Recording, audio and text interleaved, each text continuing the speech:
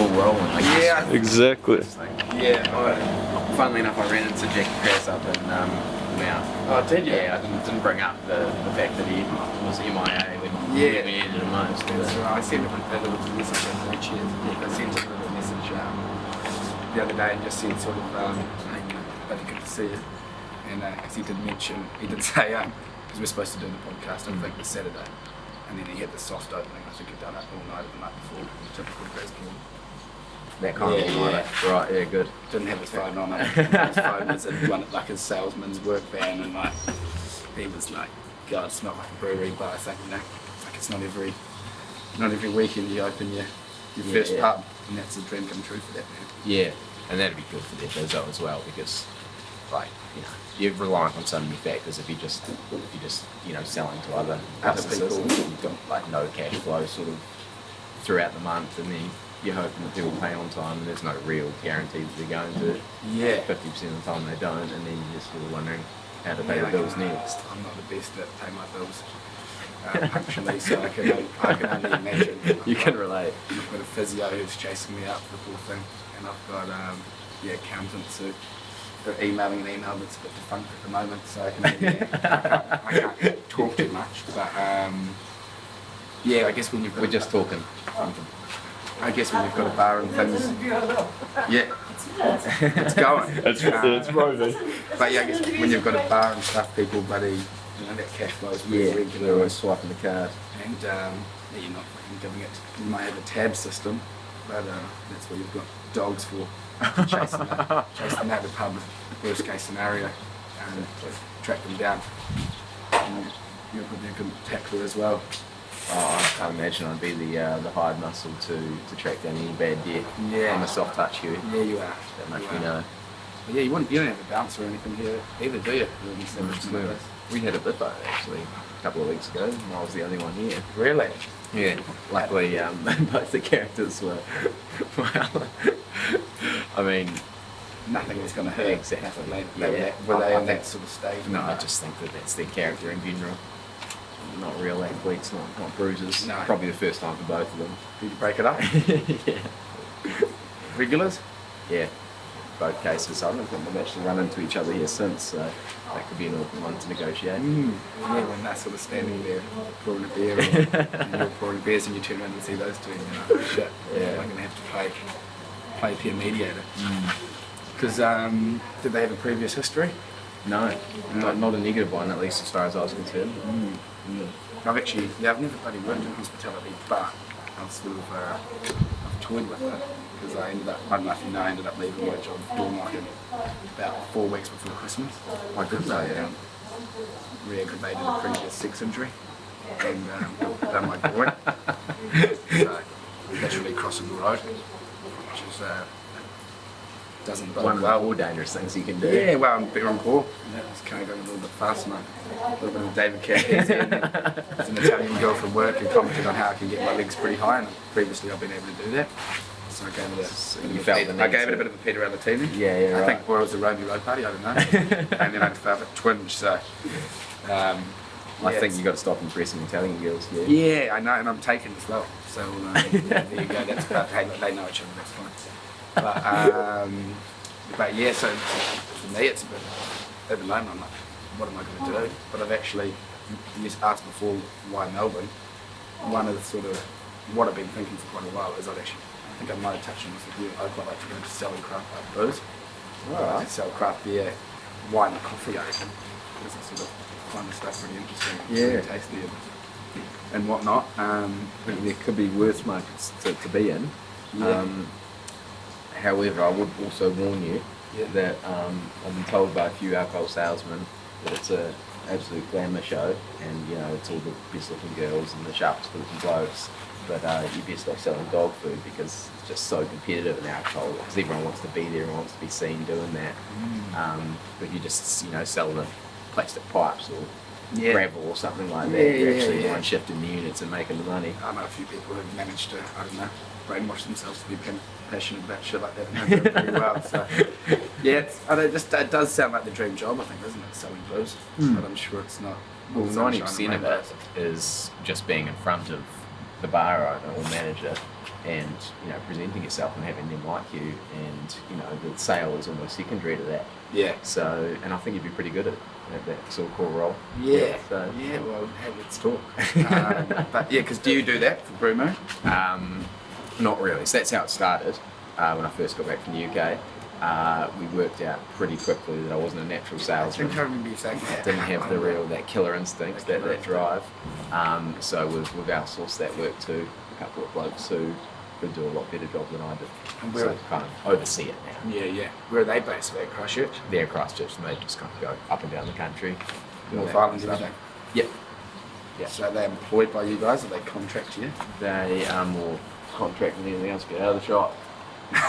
You know, Keeps it authentic. It's good. It's a running brewery here, guys. It's, we It's can't- operational. it's It's not a stage set. We can't have dry patrons, or there'll be more biffo.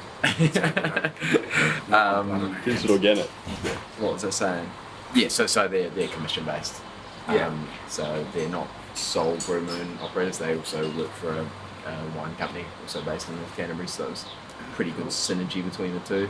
Nice. Yeah. Well, I kind of, I think I maybe mentioned this here. Well, because so obviously with this podcast TV show thing, the name, there's been there's been a bit of fucking deliberation about that. But a lot of people think the name I want to go with is too long.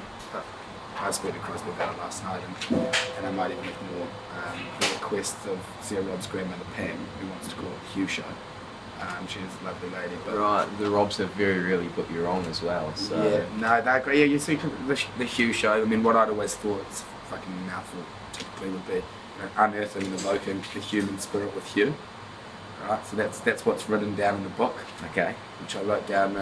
The idea came about on Sail Croatia. I thought I want to start one. Thought about it for a long time, and I was able to start a TV show, and then I kind of started thinking about how I'd go about it, and in a slightly altered state on the way back from Melbourne, I got my little notebook out and I wrote that, and I wrote, I don't know, I'd been speaking to people about it for a long period of time, but I wrote like series 1, and it was literally craft food, so I was going to chat with Crazzy, yourself, and then DC. Right. And then I sort of had an idea, which was like, I mean, if you could get someone, I think I do know someone in the coffee industry with a farmer, but if you could set up your own, probably like those guys, but they've got your own business selling wine, booze, cider, wherever, like it'd be a pretty cool gig, and you kind of diversify yourself across the portfolio of Exactly. booze or something, I guess. Yeah. Not too many eggs in one basket. No. You just kind of alter yourself to whatever's hot at that particular time. Yeah. And luckily, I guess craft beer is pretty hot at the moment. It's So really fucking hot, yeah. Because when you were doing that sales stuff, were you just literally going, would you give them a bell and say, hey, Oscar here, I'm going to come and say good day, or would you go and have a beer and then quite casually be like, hey, have you tried Brew Moon? yeah, well, sort of had been stomped out for me a little bit by the fact that we've been around for a long time, and had a distributor who was taking it around the country, just not huge volumes. Yeah. So yeah, most had, I guess, heard the name. It's just about sort of putting a face to it and reminding them that it was a good drop and well worth their while. And we're here, and it's Yeah. a family business and down to earth Exactly. and all that. And when you're doing that, or like your sales reps, are they mostly selling to like pubs, restaurants? Are they selling to like supermarkets, off license? Yeah, probably the area that we've grown the most lately is the supermarket area, because probably 95% of the pubs in New Zealand are under contract with one of the big 3 breweries. So Lion, DB. And independent. Yeah. So that ties up all their taps in most cases, and probably 70-80% of their fridge. Yeah. So there's very little room for anyone to manoeuvre really. Yeah. But supermarkets aren't kind of bound to that sort of thing. They literally put on the shelves what's moving, what people want to drink. Yeah. So craft is probably cutting a lot into that sort of what they call premium beer, which is the Heinekens, the Steinlagers, that type of thing, Yeah. cutting into their territory Yeah, pretty would heavily. be. And also wine. I think wine's taking a bit of hit. Yeah. Well, not wine, but those beers taste like water, I think, once you drink the tasty stuff. Well, that's- I You consider yourself transformed from it. I honestly reckon, yeah. I struggle. I don't want to name names or throw anyone under the bus, but I was down in Meraki the other day with Ellie and Mrs. We went to the Meraki Tavern. And are you familiar with that brewing down Oamaru Scots? I am, yeah. I don't know them. I'm sure they're great people. But, I think they had the wrong beer on tap, and it was like just drinking all the sort of thing in the States. I went for the Max vodka instead, but it's like I sort of gave Ellie a bit of grief about choosing that, and I don't think she was that happy about that. She said, I'm buying it, don't complain. But no, I don't think it's really hard to go back. And for a stage there, probably people was like, oh, if you like craft beer, but then come to pretty soon it'll get to the point where, yeah, if you're not into it, maybe Then you're in the minority. you're like, you know, it was like asking questions about your palate and I don't know, like Sexuality. sexuality. Who knows You where know? it's going. Yeah, I would say that's probably where we're hoping it goes, and that's where it's gone. Sort of, I guess, more mature beer markets than New Zealand, the likes of Canada and the States, where the craft beer is the norm. Whether you're an 18-year-old girl or a 45-year-old bloke, if you're going to have a beer, you want something with flavour, and you know the brewery, you might know the brewers, but there's a face to that kind of thing. Yeah. So they value that, and we hope that the Kiwis, well, they're starting to take off on it. So, and probably the analogy that I would use is 20 or 25 years ago, people in New Zealand didn't give a shit about coffee. You No. could have an instant Makona and you probably wouldn't get the hoot. Yeah. But now if you were going to go out, us sophisticated 20-somethings, we can go out for brunch or lunch, and we didn't get served a decent flat white, Yeah. and we'd be asking questions. And I think that may well hold true for beer, it may not. Yeah. People may never sort of come around like that, but I think that generally speaking, people want something that someone's put a bit of time and effort into and actually has a decent flavour. A bit more boutique than the mass produced stuff, and I get people often buy into like the bloody story, I think, as well. You know, like for me, you know, I start watching a rugby or cricket game and everybody knows something. Yeah. It's like It's 10 times more it's riding. completely different. You know, Yeah, you might yeah. stay out past your bedtime or something along those lines. Yeah, for an Indian test, you'll happily start at 3 or 4 a.m. Yeah, you definitely Yeah. would, especially with Dust Bowl in Karachi. as much as it hurts me to admit, especially with the school you went to, you've got a few people to watch, so to speak. But no, yeah, it's an interesting one because I mean, yeah, there's like wines. I think wine probably historically, like there's been more of like a story behind the wine, you know, like on the back, beers sort of like. But I think I think even some of the marketing, like the cans, can all look a bit funky, and then I don't even know what you've got in there, but a little bit more. Bit of taste in There this. you go. Yeah, All brewed by a that's- small family, a small so people buy into that stuff. Yeah, well that's what we're hoping so. I mean, you want a good product underneath all that, but you've got a sea of good products out there, then you've got to find another way to differentiate yourself, and that's a pretty good one, having people relate to it. Yeah. I mean, like with that, like, do you guys advertise? No. So just word of mouth. Not really. Might do things like I mean, like, do Max. Do Max bloody advertising? They might have some billboards. No. yeah, I'd say they've got some pretty extensive advertising. They probably spend a lot on things like promotional pricing at supermarkets, things like that. It's another way to spend your marketing dollar. So I mean, it's probably not something that I knew before I got into this game, but you see a sales ticket on an item in a supermarket, generally that's because the brewery or the winery or whoever it is has made some sort of investment or whatever to lower the price Yeah. of their product, so it flies through for 3 weeks, a month, however long that promotion goes. And maybe once people get a taste. Exactly, yeah. Couple of They good- hope to get some conversion out of it, I guess. I think most 12 boxes of Max go for about $24.99 a month. You wouldn't price it to that for anything less than wow. You get a pretty fucking cheap. I got it for $11.48. I think a 6-pack. Max will pay the same to me than your favourite. 6 beers for 1 pint in bloody Wellington. But I think I sent you a message because you guys were, when I was up in Milton on a sales trip, you guys had your cans for sale. You didn't want to send me a message because a few of them, I told a few of the boys a little bit about the story, and I was like, they were grab a couple of craft beers after work last night, and so have a crack at that. We're up for the dark side of the moon.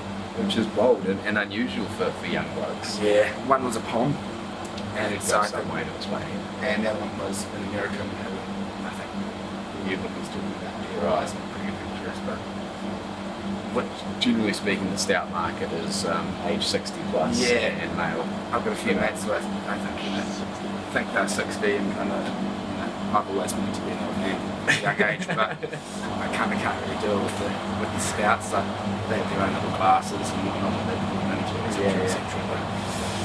But they talk about the coffee notes and chocolate notes and stuff. I like both. Maybe not necessarily the bacon there. and a beer. I'm a big pilsy man, and I probably like, especially if I'm looking at selling it, if that bloody happens. I think as your taste buds really evolve and whatnot, you go on to something more like some people probably find a pilsner this week. I guess that's your gateway drug, so to speak. Yeah, that's how most would get into it, and then you get that sort of hop hit, the fruity notes, the bitterness, but it's not super aggressive. And then once that becomes the norm, you start searching for new norms. Yes. Like pornography. Exactly. It's a slippery slope. It becomes a little bit desensitised to it all. Because with this bad boy, are there like citrus notes in here? I would say more floral than citrus. The hop there is a Nelson hop whitey. So yeah, more floral, a little bit of bitterness, but not super fruity, I would say. That's more character reserved for American hops, generally speaking. Some big hops, but With the hops, do you guys go and source those yourself? How long have you been? Do you use waiting hops for all that you get? no, that's exclusively Pilsner actually. Probably about 20-25 hop varieties that we would use. There would be, I guess, probably 100 or more out there. So yeah, it's What, in New Zealand or in the world? in the world. New Zealand have probably got about 15 to 20 established varieties, I guess. Rewalker hops are the most famous, obviously, isn't it? Rewalker is, it's a good hop. Interesting one actually. I find, and I think I'm in the minority here, I kind of find it smells like a diesel engine. Okay. So yeah, it's a thing that a few people notice and everyone else looks at the blade like you're talking about. But yeah, that is a super popular one. I'm a sucker for an American hop. So Mosaic or Citra, like really fruity, sort of punchy tropical flavours that are pretty interesting. And what? So do you guys use some of those? So you've probably got about 6 or 7 American hops that we use at the moment. And that we don't have to source them directly, just a company called New Zealand Hops. Sales brings all those over from the States. And yeah. Have you been to like the depot or the farm and stuff like that? Right? I've driven through a Hop hop depot? shaker, but I've never knocked on the door. Okay, yeah. I saw a good like might have been a country calendar. It was all about. I think it might have been the Parrot Dog Boys. Yeah. Fly down, and I think they get. I might get a Rewalker hop or something. Yeah, Or they're putting it in planes and smelling it, and it's a good crop, and they'll jack up. And stuff. It was fairly grassroots stuff. I'd like to see some photos of you doing shit like that or some footage. Yeah. So what they were doing there is a thing called fresh hop. So those hops weren't processed at all. They were straight off the vine, basically, into a plane and into a beer, which gives it a different sort of flavour profile than something that's been processed and put into little pellets. Yeah. Basically, the most obvious kind of flavour difference is that it's a lot greener and a lot more bitterness. It's basically like just The hoppers. the character that the hop creates Yeah. in beer. So yeah, it's basically just a very rugged version of that hop. It's not been sort of censored. Yeah. So some people love it, and it's good for getting a kick. But, Yeah. You guys done that here? No, well, India unfortunately finds that flavour very green and pretty unpleasant. So I didn't manage to talk around. At least stuck it away. Oh yeah, hell hath no fury.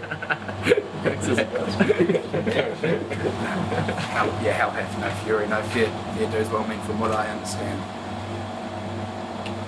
Cindy knows what she's talking about.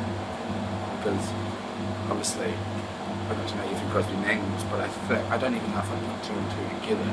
But I remember coming back on New Zealand, and the Kia Ora magazine has a little spiel a couple of years back in the room. I don't know that. No, So there you go, speaking of advertising, but that was like bang, and I like read it, and I was like handfully, and then I don't know.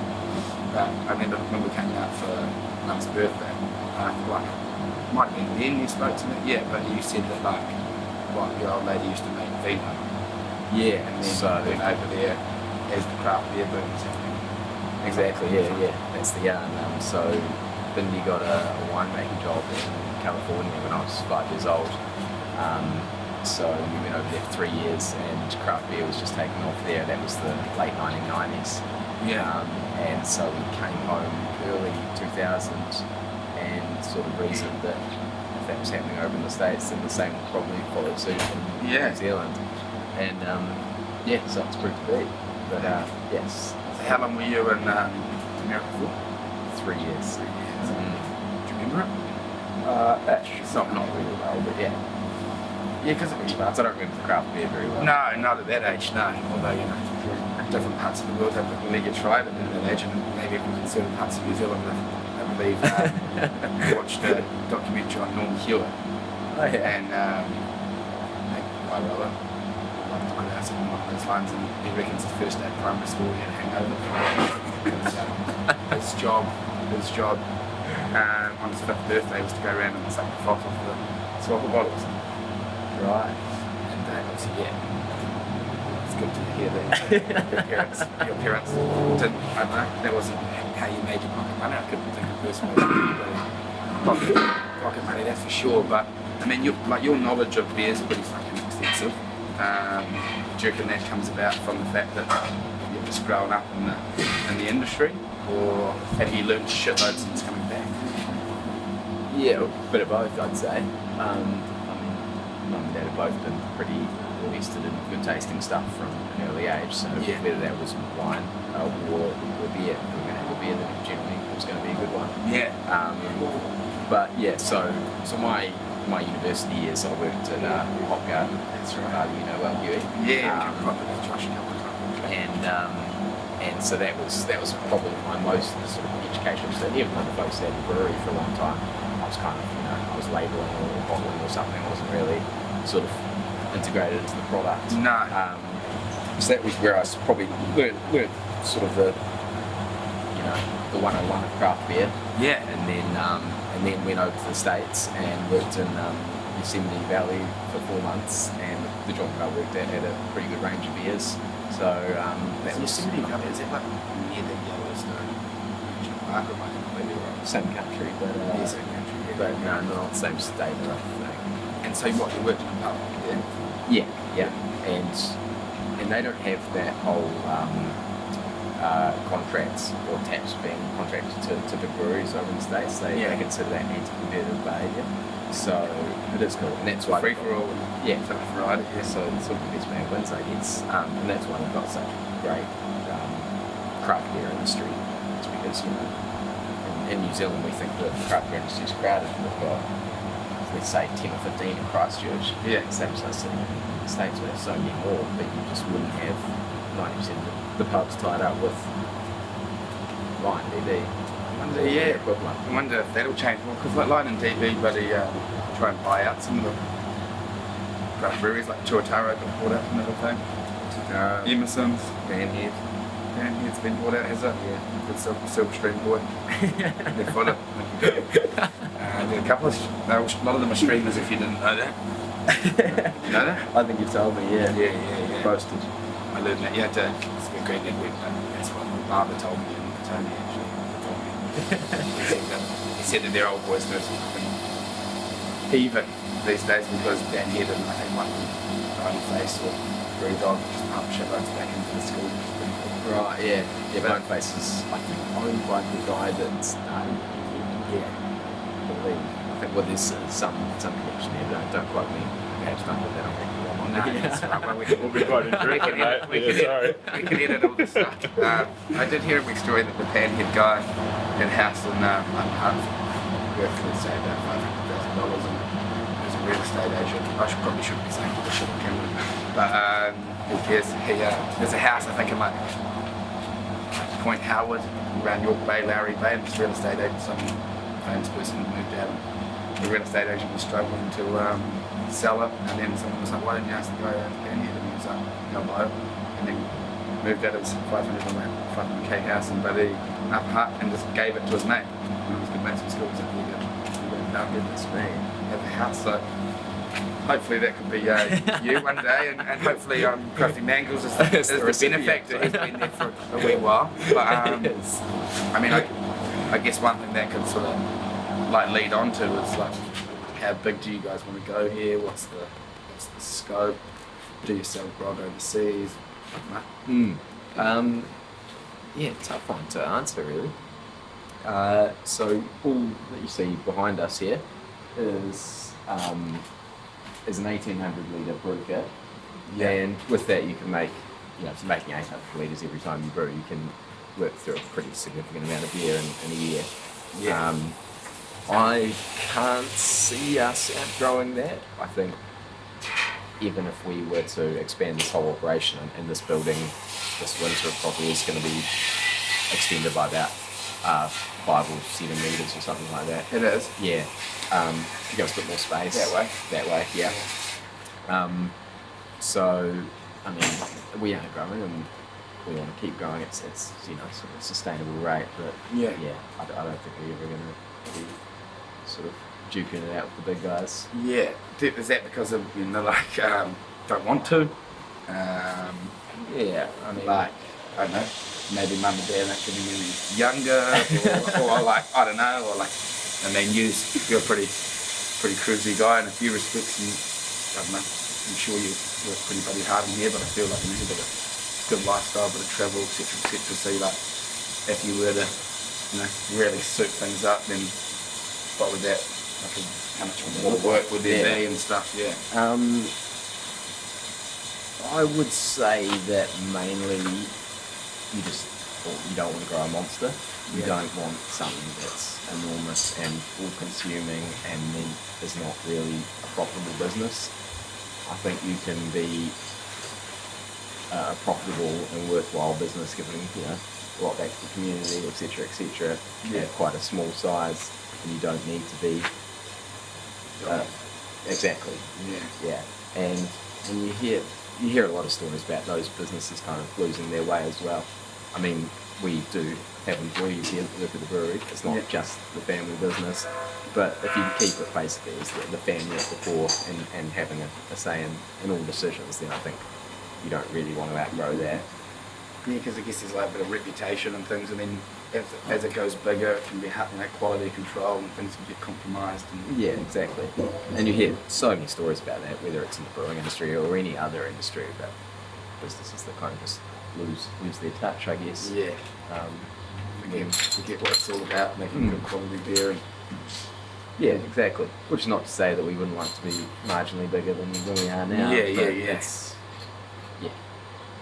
So I don't know if I've given you an answer there, really. I think people would, draw their own conclusions, and so they should. They're working hard, but we work hard as well. Okay, yeah, it's a pretty fucking interesting industry, I reckon. And that's why, it's like, when you're chatting to people, you can chat to footy players and rah, but I think this is something that a lot of people have got something to say about, whether it's wine, beer, and as what Crazy's doing, hopefully cider. I saw a Bogan and Methven order a cloudy apple cider at the Blue Pub yesterday, and I was like, shit, there you go. There's hope for everyone. Isn't that refreshing? Yeah, there you go. I wasn't expecting that. Something in the bourbon bottle to be raised. Yeah, and then serves me right for stereotyping, but because even like the Emerson's got bought out for probably about 50 mil or something. I drove past their little, well, not little, but their brewery now. That's pretty fucking awesome. You said for getting bought out and obviously there's a lifestyle that it gives you and all that, but you can really take your brewery to a whole nother level, whether it be nationally or internationally or globally. Yeah. Which realistically you probably wouldn't achieve as an independent brewery. Yeah. I guess you've just got to balance that with how much sort of power and say you relinquish when you do that. Yeah. And if you were to sell, for instance. Yeah, exactly. And I read somewhere that people who go into business to make money very rarely end up doing so. Yeah. So I think that's probably a pretty good thing to hold on to. Obviously, you want to make a buck on the side, so you don't work 60-hour weeks just to, you know, give great beer to the punter and take home your $50,000 a year salary. No. But it's about balancing that with, you know, the need to make millions. It's an interesting way to put it. So, if you're passionate about something, then you know it's going to flow on into bloody everything. Yeah, exactly. Excuse the pun. It's good. Cheers. It's like it's like, you know, they say that happiness is the precursor to success, not the other way around, sort of thing. But yeah, I guess if people are like money hungry, like it all seems pretty laid back here. You know, people by their names. Yeah, you know, and it's like that probably all adds to the allure, sort of thing. Yeah, I guess so. Yeah, I mean it's not why you do it, but it does have the kickback in that people who, if you like a business, you're going to support them. Yeah. And if the community supports a business, then it's going to grow and grow and grow and grow. Yeah. So, yeah, I guess it's you get pros in both directions, really. Yeah. People like you, you're doing a good thing. Yeah. And you get some financial kickback. Yeah, bang. It's pretty fucking mad. It's a cool sort of setup. And I guess, what people in Amberley would probably love this place, probably be quite proud of it in a few respects.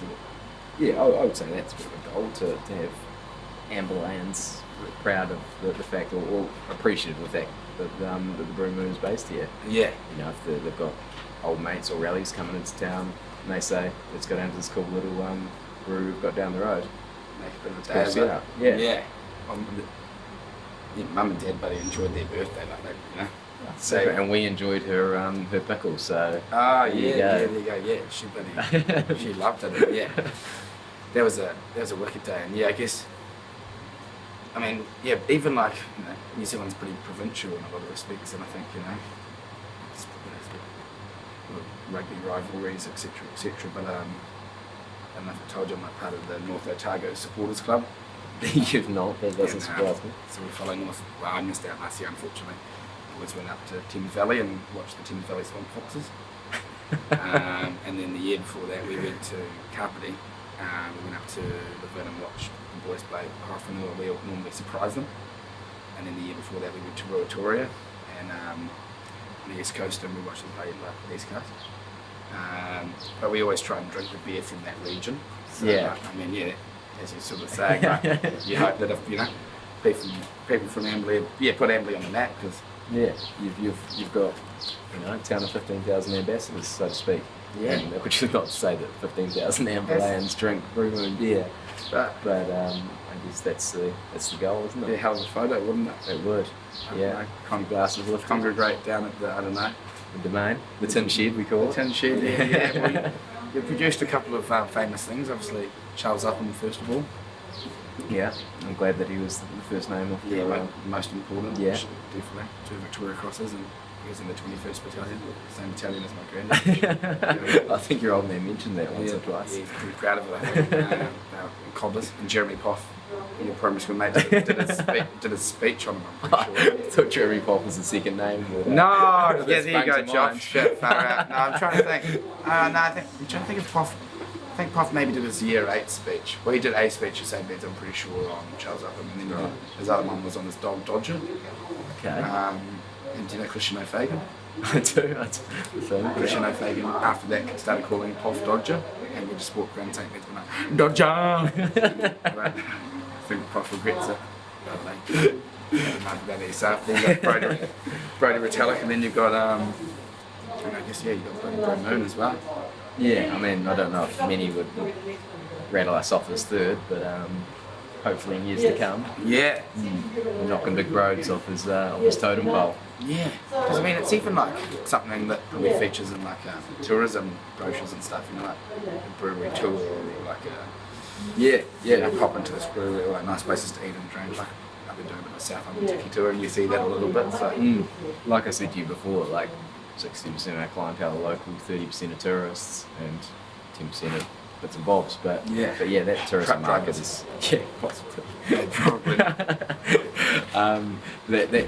tourism market is huge, and being able to, I get it, because if you're a young traveller and you need somewhere to eat and drink, a place attached to a brewery where your beer's literally coming out of the wall and being able to look through and have a walk around and amongst this is a pretty cool thing, I think. And then you can see the lady who makes it pull up on her bike. Exactly, yeah. And chew your fat a little bit. But that's, I think, the thing that we have is that everyone here has a connection to the bloke pouring you your beer. Might have been the head brewer at one stage. Yeah. Is that like your old man? Yeah. Yeah. So he knows how to make the stuff as well. He does, yeah. It's probably improved a little bit since he was sort of in charge. But, yeah. So I think that's a pretty cool thing about the brew pub, so to speak, and I guess the craft beer industry that sort of the bigger players can't match is that sort of investment at the source. Yeah. I think there's something fucking awesome about having a bloody beer, and like you can see the bats and etc, and it's all pretty authentic. Like you can really maybe the States brewery really can, but I went to Eruption Brewing the other day. Oh yeah. In Biggs Peninsula. Josh Watkins actually helped out with the engineering there, and he showed me, I made mine from school, and he showed me some models, and they were made of, I thought they were made of balsa wood, and he's like, takes himself a bit seriously, and so I've told all the boys that Gary's like making this balsa wood bar, and he gets pretty fucking wound up about it all, but I got in there and had a beer there too, but it is pretty cool, because would you consider this like a gastro pub, because it's mostly pizza and beers? Yeah, I think gastro pub would probably be overstating it slightly. We keep it pretty simple. To be fair, food's not what we really know particularly well. No. So there was actually an idea mooted at the start to have BYO food and we'd supply the alcohol. Really? Yeah, but I think there was a licensing issue that cropped up there. Yeah, and there's going to be a few hoops to jump through. So yeah, we just chucked the pizza oven out in the courtyard and it's gone pretty well. Yeah, there's not much you can't cook in a pizza oven, so I've just added some burgers to the menu, which it's still very simple, but yeah, cool. Because how long have you guys been at this site? You moved at, didn't you? Yeah, so originally started in 2002 down the road, about 2 k's south of Amberley, and we were just doing the brewing side of it, and the cafe was run by someone else, but the actual brewing space was probably about a third of what you're looking at here. So we couldn't actually produce as much as we needed to, and we couldn't produce the range either. So now we've got about 16 beers on tap as opposed to 6. Yeah, I think it looks like there's even a few more than what we were last time I was here, which wasn't long ago. I don't know. Yeah, we try and keep the taps pretty full most of the time. Maybe I had a nice shot or something, which would make sense in this neck of the woods. But yeah, that move probably happened about 2 or 3 years ago. Yeah. Down to this joint. I guess you get more foot traffic and things. Yeah. Maybe because more like Amberley locals pull up, go for a stroll. We consider ourselves in downtown Amberley now. Yeah, the CBD. Because you've got the big sign up there as well. Yeah. Like, was that hard to get done? No, not particularly. I think you've just got to. If we were simply a bar, then they wouldn't have given it to us. But the fact that we're sort of a production facility and a retail facility, so to speak. Yeah.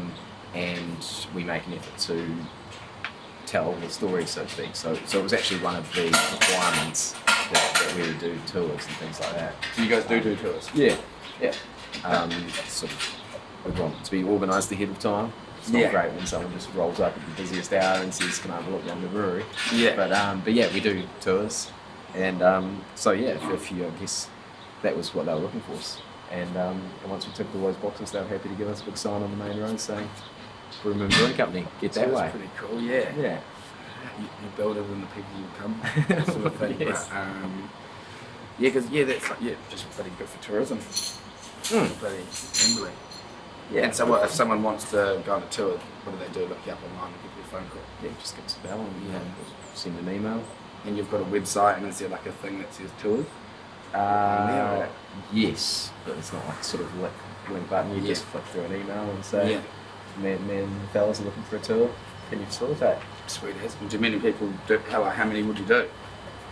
Not heaps. More sort of that that November, December Christmas party time of year, where people are on work functions and they're kind of beefs out their experience a bit. They're not just sitting at a table smashing booze the whole time. Which the boss likes, so you can spread it out a bit. Learn a little bit and a bit more extracurricular. And do you run those tours?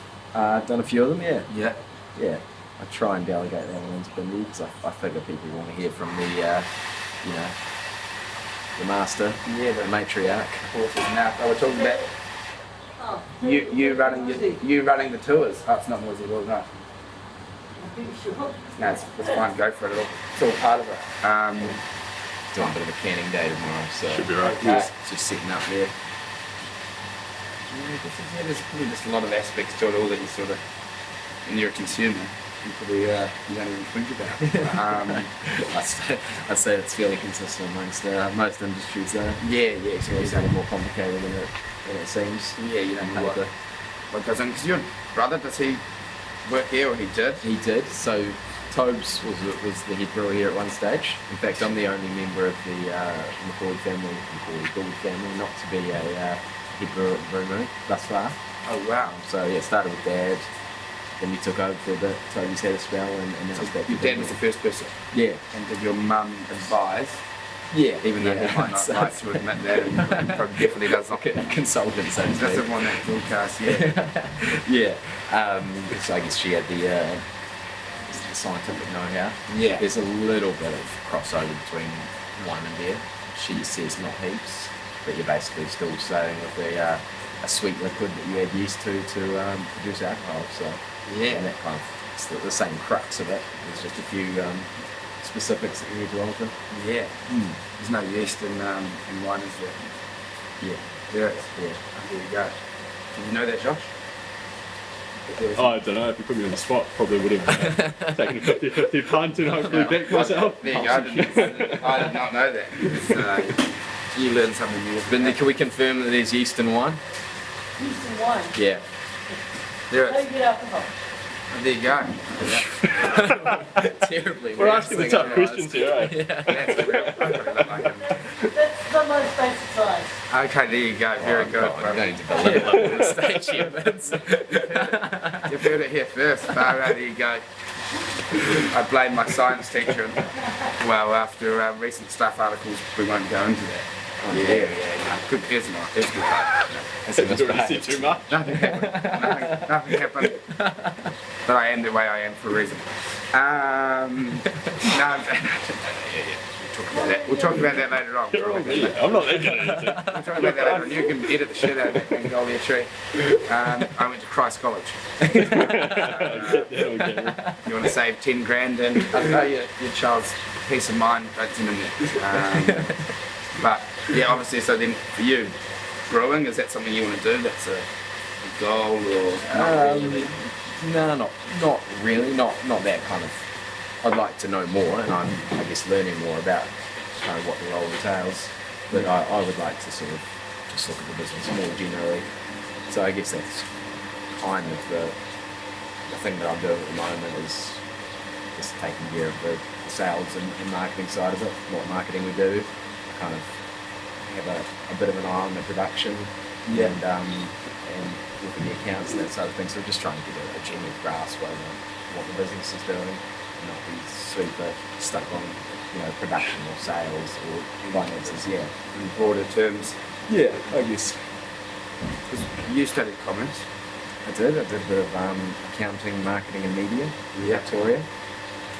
And Wellington has turned out it's a pretty good place to do my studies. Yeah. As I mentioned, but my first grounding in craft beer, craft beer drinking. They say it's the craft beer capital of bloody New Zealand, don't they? I think that's probably fair enough. Nelson vying for it, probably in terms of per capita, but In Emberley. and Amberley, Yeah, definitely. yeah, snapping at the heels. Simply number 3, closing in. Because what would you say out of those has been the most useful doing what you do? The accounting, the media, or the what's that? Marketing. Strong stuff. Marketing, Probably the accounting. yeah. I mean, not that we ever touched zero while we were studying accounting, Yeah. which is pretty much all I deal with now. But yeah, as far as that general sort of business grounding goes, I think accountancy has served me pretty well. Yeah. There was still a lot of learning Yeah. to go, and once or twice Linda looked at me like I was a bit of a lunatic that hadn't spent any time in tertiary education. No. But yeah, Accounting. yeah, Yeah, 'cause some transferable skills at least. yeah, I can imagine.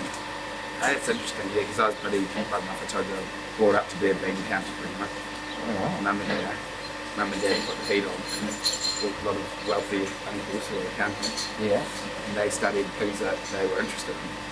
French and Italian and marketing economics, but they'd always be like, look at that. I'm not saying that, Mum and Dad. You got to study accounting, it's a meal ticket, bang. And then I think like obviously the stereotypes, you know, if you go to accounting, you're pretty very personable, pretty, you know, very easy to get on with, but some people probably, yeah, no worries. It's not careful, but people probably, you know, used to pigeonhole accountants as being accountants, but then probably some well, the stuff you learn would just be invaluable for like, stuff like this. You know. Yeah. If I was to take over this brewery, I think I'd run it into the ground pretty fucking quickly. I know that. It'd be a free for all. And, Who was that bloke? I want to say Jim Carrey, oh yeah. who said his old man went into accountancy because he thought it'd be a solid paycheck. He left whatever industry he was in Yeah. to get into accountancy because he thought it'd be a solid paycheck. Yeah. Ended up becoming jobless within a couple of years and on the benefit. Really? And yeah, I think Jim's. I could be wrong with the name there. I'm pretty sure it was Jim Carrey. Yeah. The crux of it was do what you love because nothing's going to be entirely solved in this world. Yeah, exactly. Jim made a career out of a very good career, I'd imagine, out of comedy and acting. And his Yeah. old man failed going for the safe option of accountancy. So Yeah, that's the moral of the story. you take one thing out of today. Yeah, that's, and for parents out there, you know, if you are bringing up children, you know, don't force shit down your throat. Just don't fucking rebel. Like I did, but yeah, no, that is probably sage advice, I'd say. And it's pretty hard to like people like do what you're passionate about. Sometimes you don't know, but for you, would you say what you're pretty passionate about beer, or you're passionate about like family business? Were you like the business side of it? Lots of different Tough factors. to say, probably a bit of each. I always wanted to do something in the sports industry. Yeah. So whether that was going to be sort of marketing, I wanted to do sports marketing, or media, I wanted to do sports journalism for a long time. Yeah, you'd be good so at that. completely going back on what I've just said there. Yeah, hey, but I mean, like your interests probably change sometimes as well. They do, but I think if you're gonna, as a young beer drinking bloke, if you're gonna choose a second cab off the rank, then I think brewing is probably not the worst. No, Yeah. I did actually, in Port Chalmers the other day, pick up this thing. I don't know if you guys feature in it. It's a little hop guide or something. Okay. It's at pubs, and I thought if you find one, I'll get it to you. But it's like, it's big, blue and red, and it's like, it's like the New Zealand's hot guide or something like this, some fancy name, and there's a bit about it. And I saw them in a couple of different pubs around South Island, and yeah, like picked that up, and I saw that there's actually, I can't remember where it is, but somewhere in New Zealand now, I think it's even maybe a university, I don't know, or a polytechnic, you can actually go and study to make beer. Yeah, I've I've heard about becoming that. Otago. Pardon? I think it's in Otago, isn't it? Yeah, I think it might be the Otago Polytechnic. Yeah, Commercial brewing. yeah, and it's like a 2-day course or something like that. Yeah, I can imagine shitloads of people might do. Yeah, it might be more of an interest paper than anything else, very but much they're so. not the worst. And it might keep the long term, you know, could keep the price of living down a lot. Studying down there. But, Might get a whole heap of blokes into making their own beer, which may or may not be good Yeah, for the good brewing idea. company. no, But, so- anyway. scratch that.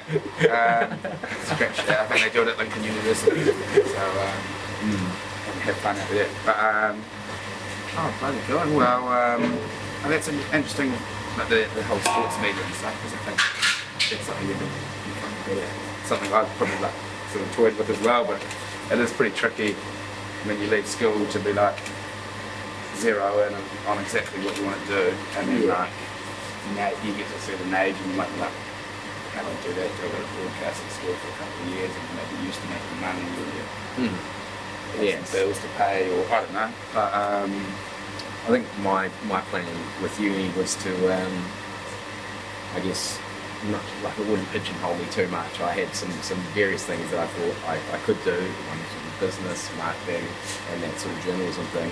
And I thought that degree would give me a bit of a scope for each of them and a bit of a bouncing board, I guess, to attack whichever one I pleased.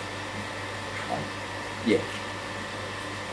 I don't know if I'd do it differently if I had my time. I'm probably not. Pretty happy with how this has all worked out. Although if you'd told me at university that I'd be working for my parents at 28 or 27, however old I am, I'd probably slap you and then slap myself. yeah, tell them the dreaming. But it is a pretty cool combo, right? That was a cool sound effect, wasn't it, Josh? That is a pretty cool combo though, because you got the business knowledge which most people need, and then that whole media side and the world's a bloody oyster, as everyone tells us we're still young. Yeah. Sometimes it doesn't feel like that. Oh, bloody good. Well, yeah, again, as far as I'm concerned, I think it's been pretty good so far. Done about Shared 50 minutes. shared a little bit. 5-0. Yeah. Yeah. Jesus. So, Time flies. time flies, guys. Yeah, we're having fun. So I think we've shared a Don't bit of forget thing. it. Pardon? It's all got to be edited, yeah, for sure. We've actually just gone live. on Google TV. Hey, tell me worse than Cody on top of the tank. Yeah. Somebody had the harebrained idea to put Toby up on one of these tanks to do like a tasting notes on a beer. So talk them through the flavours and the characteristics and things like that. Yeah, He who's big doesn't Who's feel Toby? safe when he's Toby off the being ground the big anyway. brother. Okay. Yeah, He's and stood it up was there. just the most cringe-inducing thing you've ever seen. He kind of had like his knees around his face, and he's not great in front of the camera anyway. Is he a solid unit? He's a big unit. Yeah, I think I've got it. Yeah. Really? He what, sorry? He kept thinking he was going to fall off the tank. He looked as Yeah. nervous as. It was hard work. And who was chatting to him? The lady who was doing our, I guess, social media at the time. Okay, yeah. Yeah. So do you have someone who does the social media? Or do you do that? Formally. We do. Well, yeah. This guy occasionally Okay. falls vacant on his role there. but- Okay, yeah, there you go. That's right. Oh, Depends on the you day of the what week. we got What'd you say? this week. I imagine so. I thought you said he could Have have a you week checked? off. I was like, that's not. Why? Why? Why would you check? Because Jamie's saying it's you. Oh, I thought you meant available through the bar. No. On the Because- state, on the social media. Social media, what, you guys on Facebook, Instagram? Instagram. Don't do a lot of tweeting. I think we do an account, but don't Pretty follow it. classic. Yeah. There you go. It's Oscar and McAuley's yeah. New Year's resolution. Start Start tweeting. tweeting on behalf of Brew You Man. should. Definitely. Something about just the term tweeting makes me think of teenage girls. Yeah. Just high and annoying and just not a good tone. For some reason I feel, yeah, there you go, that's probably a good way of putting it. I always still think of like, I don't know, just opinionated old men, probably like my father, who thankfully doesn't have Twitter. Shut down pretty quickly. I thought he did have social I media. have right there. Facebook. He's got 4 different accounts. Doesn't he have the occasional rant? Yeah, big time. So he had a couple that just this week, not on social media, just at home. Quite serious. Australia and stuff. And yeah, he's He's a speaking his character. mind, and he absolutely hates Australia at the moment. He showed me the other day, the other night, he called me over and showed me the underarm incident on YouTube. And Just he worked in case himself. you've forgotten. Yeah, and he worked himself up into a pretty fat. That actually came up around the McAuley-Brew table the other night, Did it? just regarding the whole sandpaper incident. Yeah. And those fellas playing again. And yeah, Nation of Cheats, apparently. Yeah, I saw something. Convicts. I saw, A lot of yeah, them. yeah, convicts. Unfortunately, I've got sort of ancestors from Tasmania or something. But I didn't mix it on much. But was it Richie Benno? I saw like him on must have been Channel 9, straight after that incident. He was like scathing about it. He's like, it's like the worst thing I've ever seen. And Richie's one of the few gems to come out of Australia, isn't he? Yeah. Yeah, and then I don't know who else is still probably Darren Lockyer, Hilton Thurston. Yeah. I'm a big fan of those guys. I'm a big fan of David Pocock. Yeah, I think he's got some divided opinions, but divisive opinions. Yeah. But I like a man that sticks to his guns like that. He's a hell of a footy player. Big dude. Have you watched his documentary? Yeah. Yeah, I enjoyed that. and sleeping bags out to the homeless and all that. He seems like a changed himself to bloody oil rigs. He's a pretty He's a special human, for sure. We'll probably maybe we are segueing right now into your sports media.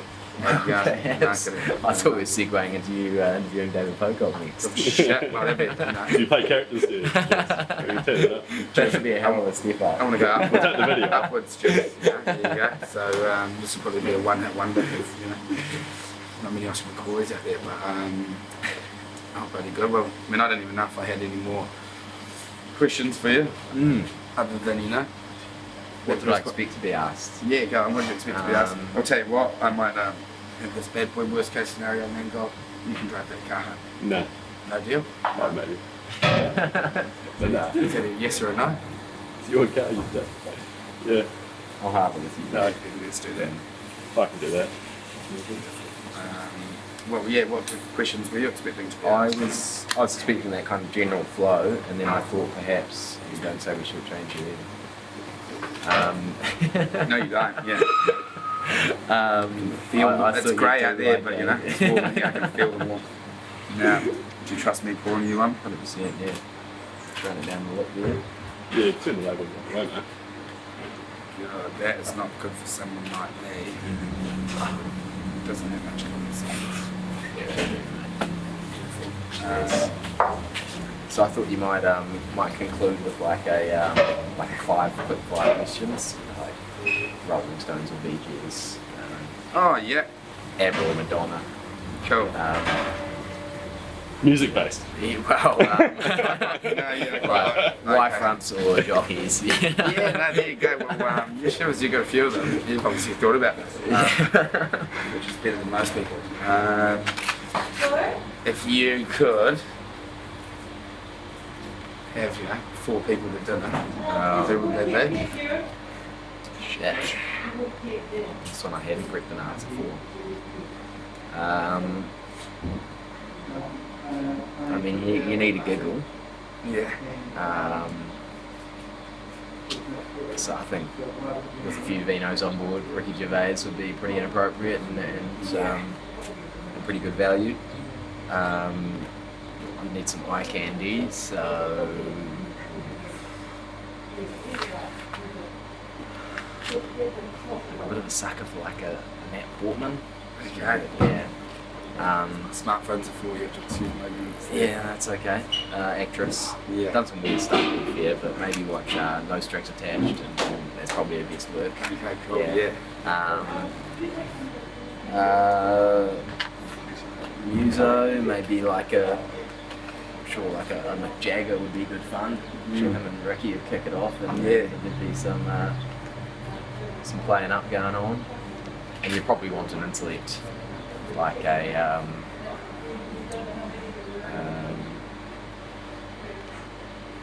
Noam Chomsky. Okay. No Noam? Is he like a philosopher He is, yeah. from Germany? I think he's American. Okay, yeah. And you wouldn't pick it though, based on his sort of philosophies and mantras. He very much reigns on the American government. But Okay. yeah, no, he's a pretty sharp mind. There you go. So I hadn't prepped that at all, but No. I think I've done it before. Yeah, I think you've done well as well, and you've covered a lot of bases there. And then, I mean, I believe you played second five. Yeah. Yeah. So, Still playing, haven't I? yeah. Okay. Well, excuse me. I know you did have a little bit of time there. I was a little sabbatical last year, yeah. Well, there you go. Put my different couple a few earlier. I had Logan, didn't you?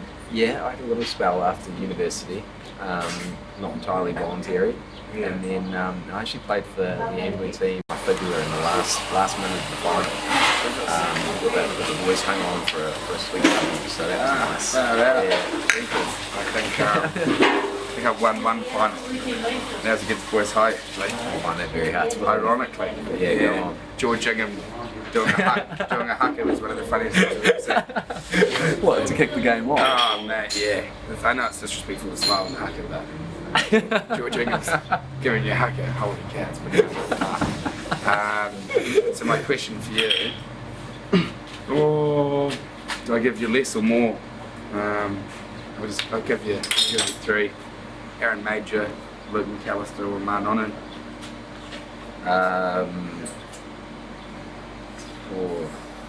See, I'd love to go In a World Cup final. I'd love to go into that for Lucky McAllister here. So I think he is an absolute scapegoat for that 2007 World Cup That's interesting, quarter final. However, he's not my choice. I'd just like to put it on record. Alex Ritchie, stop blaming him. I'm with you, Alex Ritchie. I'm going to have to go with Maha. He did it. He got it done a couple of years in a row. A couple of years in a row, I think so. Yeah, he did it. Yeah. Aaron Major, class up the wazoo, but just never brought it home. No. And, you know, was he 10, was he 12? Who knows? Yeah, that's a touchy one for me. I'm a big fan. I think it would have been a completely different outcome in 2007 if he was there. He was a drop goal specialist. Obviously, he didn't go to the right school. It's not his fault. He comes from a poor town. And, An unpolished gem, you think? yeah, I think that's a bit rough. Oh, right. I think he was quite posh, yeah. Well, I thought as far as, you know, his poor schooling. Yeah, poor school, state school, yeah. Yeah. That's not his fault. It's nice that the government help people out in those situations. We have no faith or backbone, but no, 1 foot, long ball, you know, looping money ball. I think I just thought he was the man. Lots to like about him for sure. And just drop goals as well. That's what we needed in 2007. But then, yeah, you're right. I think with Martin on it, he evolved his game and long balls, even finished a kicking game. Maybe a left foot option in the back line, I think, as well. Some of those long balls he threw were just incredible. Yeah. Really developed the distribution. So yeah, lock it in. No. I agree. Yeah, he's definitely. I'd say that hands down. I think Matthew Gaffigan is in Bristol when he was making all about some French guys that no one had heard of. But I think Wesley Fofana. Maybe. Yeah. Excuse my ignorance. Yeah. But I think Manon is probably the best fight we've had in a long time around the world as well. So it'll be interesting to see what he does when he combines with Leon McDonald up in. Yeah, interesting you should say that, because I'm a huge Tana Umaga fan. He's just taken a little step back up the Blues, which is probably not a bad thing. Yeah. Yeah, but it'll be a tough pill to swallow. But yeah, proud man Tana, but you know, he knew what the right thing was. So, and I think the reins over to Panadol. As bad as this sounds, Panadol, as bad as this sounds, I think it'll probably be quite good. I'd like to see Auckland do pretty well this year. I think it'd be good for New Zealand rugby. That's controversial. Some people don't agree with that, but I think it was good how Auckland Rugby Union afternoon footy for that final, free, no match fees. Yeah. Decent crowd, and it'd be nice for that Crusaders Blues game to actually mean something. Yeah, true. Probably the best and oldest rivalry in our game. Yeah, ran for the Shield, and then people used to say, well, when Auckland rugby strong, New Zealand rugby strong, but it's been when Canterbury rugby strong, New Zealand rugby strong of late, which really winds a lot of people up. I know, because I said that after the Crusaders beat the Hurricanes. I can't remember what year it was. It must have been when we went over and beat the Lions, and we must have played them just before the semi-finals or something like that. We played in Outback, and lots of Hurricane supporters born and bred, and as soon as they won, I stood up and said that, and they knew it was coming, but they still couldn't help themselves. People love to hate Canterbury, don't they? Well, they're easily hated, aren't they? Yeah. I don't know why they play such an expensive brand of rugby, but there you go. But bloody good. Well, I think we leave it there with the questions. We concluded. Friday. What are your plans? Check out. We've got a couple of taps behind us, so yeah. Rip in, and maybe I'll tell Josh Watkins to bring the scallops and bacon to us. We got a nice message from him earlier telling me he's got my favourite kind of wine at his house. Yeah, champion. He's hoarded them for years, but I think obviously after Melbourne, I think he might decide to start Special occasion, yeah. Maybe I'll get home later on and help Dad with the social media and Yes. I don't know, see if we can make headlines and, I don't know, break up the Anglican Church, but we shouldn't get into religion and politics, should be this dangerous territory, they say so. Well, hey, thanks very much, mate. It's been a pleasure, and Thanks for having me, Huey. couldn't think of anyone better, mate, to really pop the cherry. Hopefully, can wade through the dregs and pull out some good stuff. Yeah, I'm sure. Yeah, that's Josh's role. You're fucking driving in that. That's my role. But no, it's been fucking cool, and yeah, nice to bloody get it done. And we spoke about it a big while ago, and thanks for being such a fucking good sport on a bloody Friday evening. Shit, you're a bit of a natural, mate. Chief, definitely Review the footage first. And You're a then, natural. We have to next time. I don't know. I'll fucking sort this groin out, and I'll I don't know, work on the tennis or something, and you can interview me or something. Oh, that is a That's beautiful. Very good.